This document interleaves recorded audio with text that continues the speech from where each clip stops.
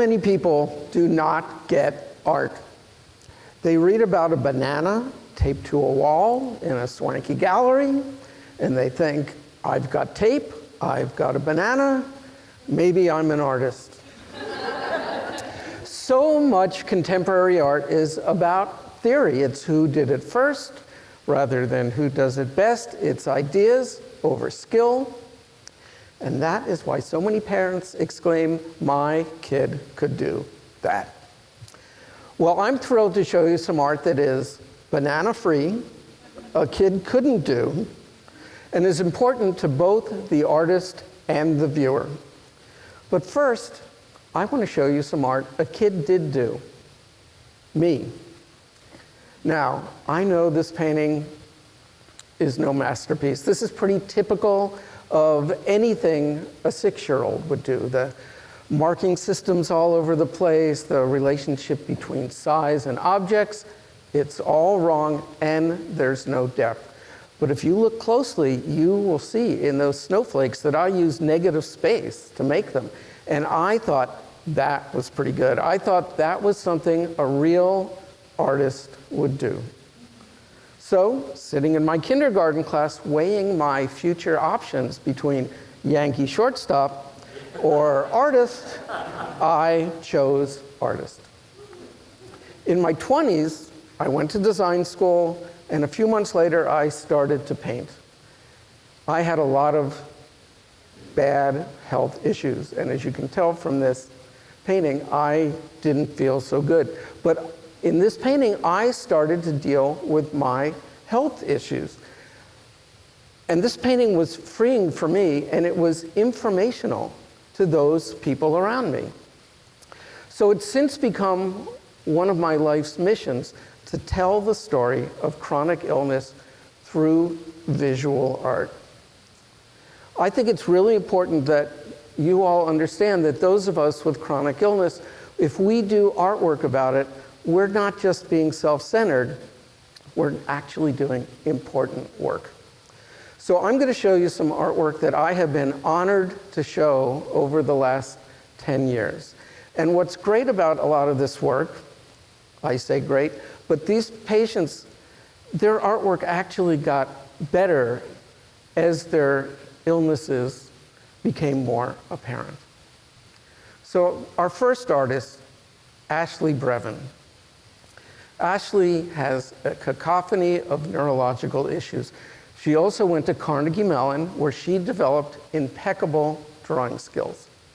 So let's see what she did with those skills. It's a rabbit.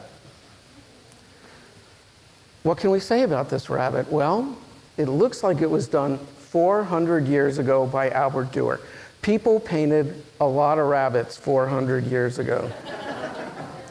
When Ashley was in school, she felt that her artwork was sort of meandering and directionless, but then her illness hit, and she went from drawing the external world to drawing the internal world. She had an amazing sketchbook process, and she would take that sketchbook with her everywhere she went. And she chronicled her appointments, the medical procedures, and interventions that now filled her day. In this piece from her Catharsis series, she draws the internal emotion of those external events. And you can see in this piece, she is laid out and exposed in an exam room, waiting for the doctor, not knowing what's going on. And we have all been there, right? In those paper clothes, sitting in a freezing room, feeling like a piece of meat, right? The only thing that keeps her human in these images is her support dogs, and they are unjudging, and they love her. So here's another story of another artist who I think went from a good artist to a great artist when she started to tell her health story. This is another Ashley Thomas. Ashley has muscular dystrophy, and pre-onset, she had a successful line of cityscapes. They were recognizable, they were well drawn, and they were perfect for framing. Well, now she paints her daily life. She paints the reality. She wants people to feel her reality. And she paints the rawness and the vulnerability of her situation. She says maybe viewers are disgusted, repulsed by these paintings, but that's on them. They need to deal with it. She says people know people in wheelchairs and they see people in walkers, but they might not understand how they get from room to room or even go to the bathroom. She says about herself, I'm still human, I just sit differently. When she was young, she was outgoing, gregarious, and then the illness hit and she became a recluse. But one day she was rolling around her apartment and she saw her reflection in the mirror wearing, a neck pillow and a back brace, and she thought that was a really strong image. She thought the idea of her half naked in that wheelchair was really powerful, so she painted it.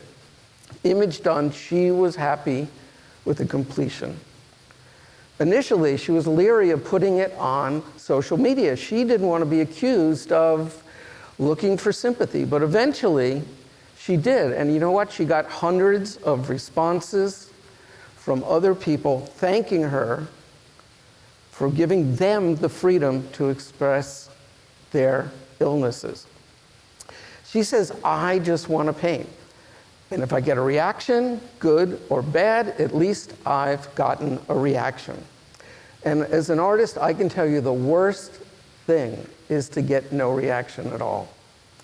So what's so extraordinary about what these artists are doing? Well, I am going to tell you. If you're going to paint your illness, no gallery is going to represent you. The art world is brutal, and if you have to sell. You have to sell. And if you're going to do artwork about your illness, no one's going to buy it. Nobody wants an image of your colon reconstruction over their couch. Nobody. But you know who does? Other people going through it. Other people looking for their tribe.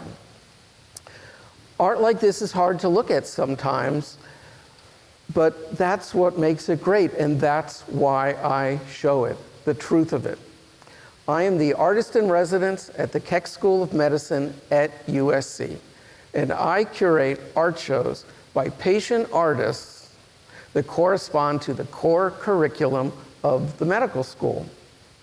I curate for doctors and med students, and it changes the way they look at and they interact with their patients. My personal goal is to get them to understand that their patients are complete and complex individuals, not just a pile of symptoms.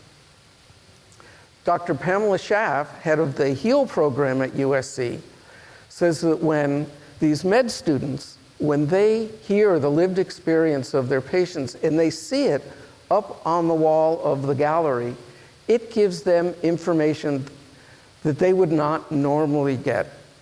It gives them info that they would not get from a textbook on pathology or physiology.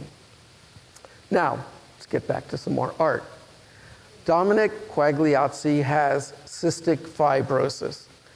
When he was in grad school, he started doing images like this, but then his professor said, images like that are a no-go. Nobody wants an image like that. His professors thought that images like this were too complex, they were too hard to explain, and anyway, who would care? Schools are geared toward getting you gallery representation and sales. And again, no one is going to buy your painting about cystic fibrosis. As a result, he was pushed to do work like this, abstract with a pie.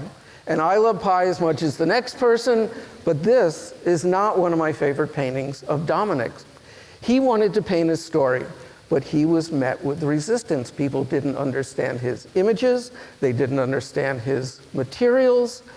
They told him, just do work that is non-confrontational and beautiful. This piece, done 3 years after he graduated school, by this point, he had decided to stop worrying about sales. He now does all his work on disposable, single-use hospital isolation gowns, a material meant to be used one time and thrown away. Even his material is a representation of his life, the fragility of his life pre-transplant.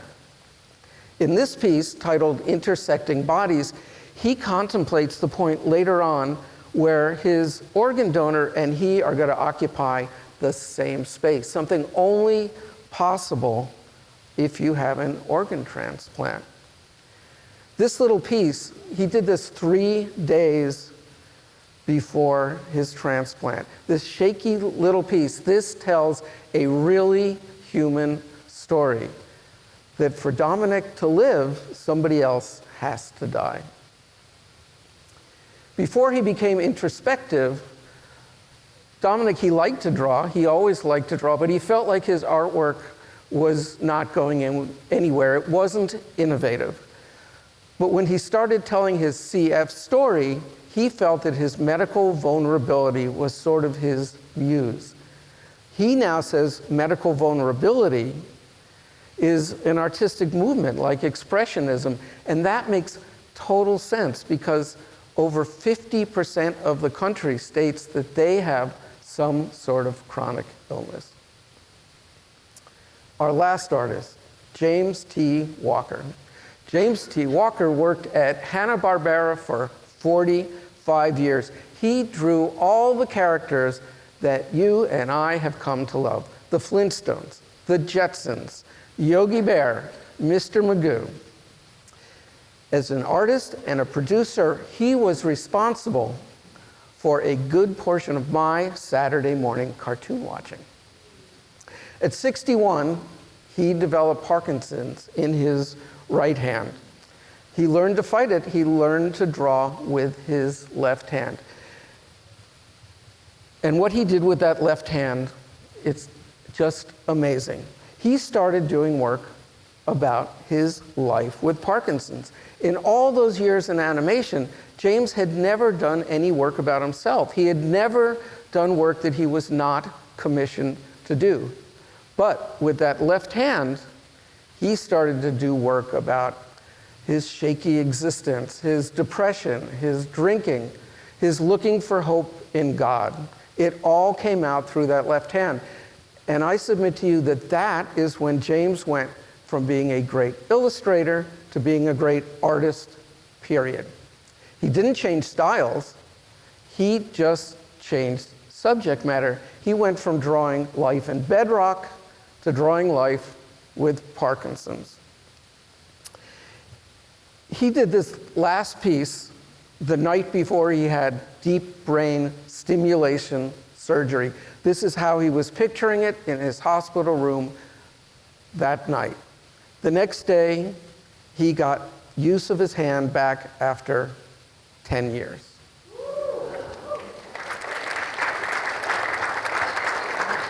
Paul Cézanne said it best: artwork that does not come from emotion is not art.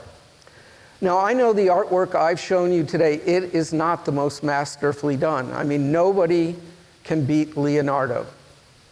But this art, it's emotional and it's compelling, and it comes from a place of lived experience by people with illness.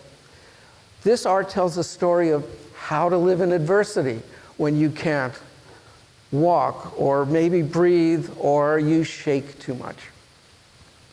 Writers, they write about struggle and human conflict all the time.